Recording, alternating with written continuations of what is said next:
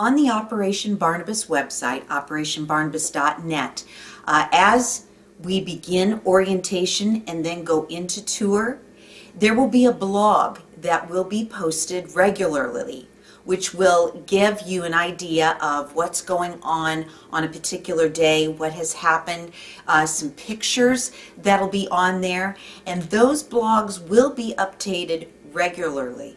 We will start by orientation, and that will just be the one entry per day.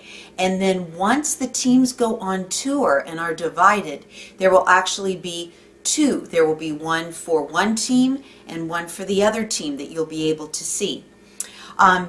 Those blogs, as I said, they'll be updated regularly, ideally every day. But sometimes it doesn't happen. Sometimes one team may get theirs done and the other team won't for a number of reasons. Sometimes you can't get an internet connection.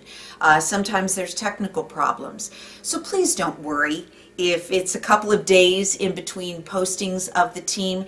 They will get those updates up just as soon as they can, and you'll be able to see those. I would encourage you to share those with family and friends. That is the best way to know what is happening on Operation Barnabas, is through those blogs. Another thing I wanted to let you know is that you will be receiving, it'll be posted, a mailing itinerary. And this will tell you where each of the teams can receive mail. Now, not every location that the teams go to will be able to handle receiving mail. Sometimes it's a smaller location and it just doesn't work for them, or sometimes the team's visit in a particular area is very short and so that doesn't work. But you will have a number of mailing addresses that you can use to send mail. Now, a couple of things. First of all, letters are great, and students love getting letters, and I know many families try to send a letter to every stop where there's an address that they can, and that's terrific. Packages are good too, but the thing with packages is you need to keep in mind that whatever the student receives, they have to carry around with them for the rest of the summer. And so you want to be very careful about what you send. I remember one student received a huge stuffed animal. Well, neat idea, but then the student had to lug it around all the time and it kind of became a pain. I would really caution you against sending those types of things. If you want to send something little, that's fine, but I would really be careful about sending any big kind of packages. Some people ask, can we send food? Can we send cookies or something like that? Well, that's great.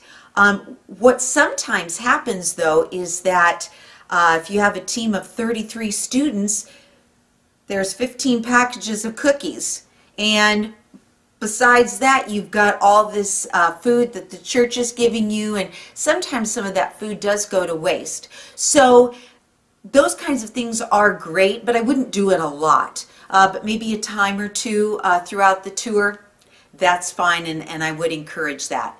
The other thing I want to caution you on is to make sure that you are allowing enough time for your mail to get from you to the location.